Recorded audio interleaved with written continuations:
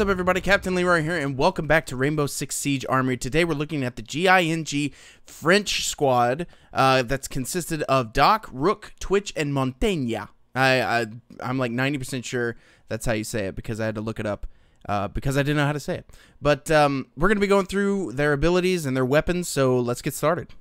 Starting off with Doc's loadout, you're looking at 3 primary weapons, starting with the SG CQB shotgun. It's a good shotgun. It's got a lot of damage because, of course, it's a shotgun. It is pump action, so it's not going to be semi-automatic. Moving on to the MP5 submachine gun, which is my preferred primary weapon for Doc. No real reason why. I mean, it's got a fast fire rate. The recoil pattern is pretty tight for the most part compared to the P90, because the P90 recoil pattern is all over the place. That's probably why I prefer the MP5.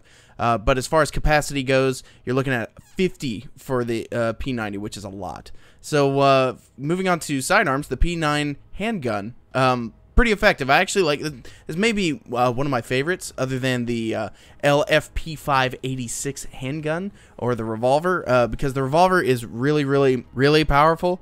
You know, it's not overpowered, but it is definitely going to get you some kills if you know where you're shooting. As far as gadgets go, you're looking at a deployable shield and barbed wire. Doc's special ability is, as you probably have guessed, would be to heal other players if they're downed, using his, I guess, miracle gun is what I call it, because someone gets shot in the shoulders like 60 times and they go down. You just shoot them once with the gun and they're perfectly fine. It will, see, as you can see, it can also revive myself, and it'll bump me up to 75 health, which is really good. I mean, it'll get you back into the fight and can really change the course of the round. You do have to reload, and I believe you only have 3 or maybe 4 darts that you can use. So it's very important that you're around your teammates whenever you're using Doc. That way you can be the most effective. Moving on to Rook's loadout, you're going to notice it's going to be the exact same loadout as Doc's, so no real difference there at all. So say if you use Doc a lot and Doc is taken and you're used to Doc's weapons and you want to keep using those types of weapons, you can just pick up Rook and he's going to have the exact same weapons, no problem. Just like Doc, I consider a support character, I'll consider Rook a support character also, because you help out your teammates. You don't necessarily use your abilities to fortify the area or anything like that, but Rook will set down these armor plates which each team member can pick up and equip on themselves, which will give them higher defense. You'll notice on the bottom left, you'll see your body armor. It'll be green with an arrow pointing up, which means you have defense that is increased. And especially if you have a operator that is already got like a lot of armor, you know, you've got the you pretty much have to pick between speed and armor in this game. And with Rook's extra armor, if you've already got a beefed up guy, it's going to be even more beefed up by the time you put that armor on. Moving on to Twitch's loadout, she's going to have the 417 marksman rifle, which is really good to have. You can use it from long distances. It's really powerful. It's got 55 damage, and that's with a suppressor on it. So you can equip it with an ACOG sight or red dot sight, whatever you want.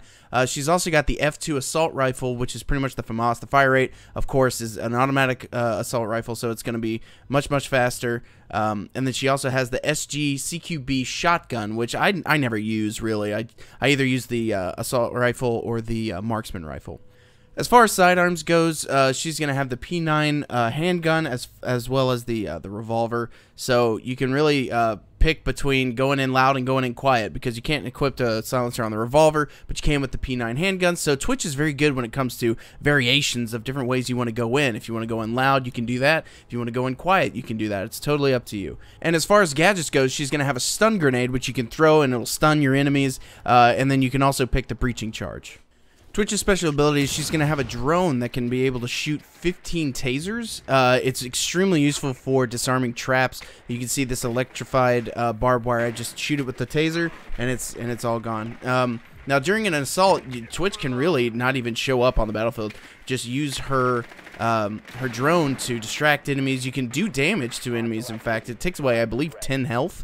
And I've actually killed downed enemies before with this device. You know, it's actually quite hysterical when they're laying there on the ground. You just shock them in the foot and they die. And if you notice, the marksman rifle is extremely powerful. I only shot him in the legs a couple times and he was down, and then I managed to get a headshot on the last guy. So really powerful. Twitch is a good operator and pretty popular. The last loadout we're going to be looking at is for Montaigne. and he's going to have the extendable shield called Le Rock. This shield is awesome. In fact, Montaigne might be my favorite, maybe my favorite, I'm not entirely sure, on this game, because he's almost unbeatable if you use him right. As far as sidearms go, he's going to have the P9 handgun, and he's going to have the revolver. Now, because he's got a shield, that's the only thing he's going to be able to use is pistols. The rest of him is going to be covered up by the giant shield. And he's also going to have, as far as gadgets goes, a stun grenade and a smoke grenade. So no breaching charges. So you're definitely going to have to stick with your teammates unless you're just MLG Pro. As I mentioned before, Montaigne's special ability is going to be his shield.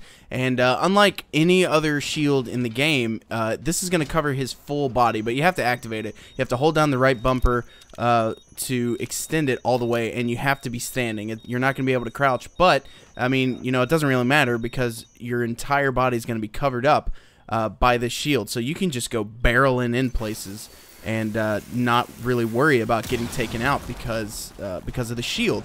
It's extremely effective. You can lead the charge. As you can see here, I'm just barging in, and he automatically just left me alone because he knew that he wasn't getting past me.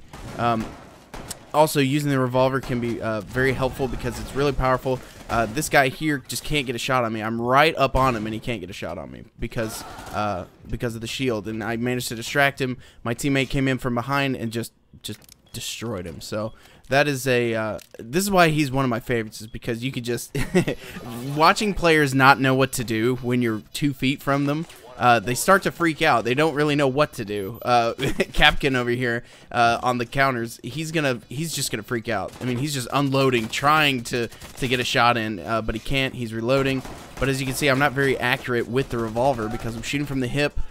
So that's kind of a balance right there. Is you're not exactly the best with accuracy when it comes to pistols and just shooting from the hip. I mean, look how close I was. But anyway, that's going to bring us to a close, guys, on this episode of Rainbow Six Siege Armory with the GIGN French group. I hope you've enjoyed it. Let me know if you want to see more. I think I have 2 more coming, depending on whenever I release the videos. So thank you guys so much for joining me. I'm Captain Leroy, and I will see you in the next video.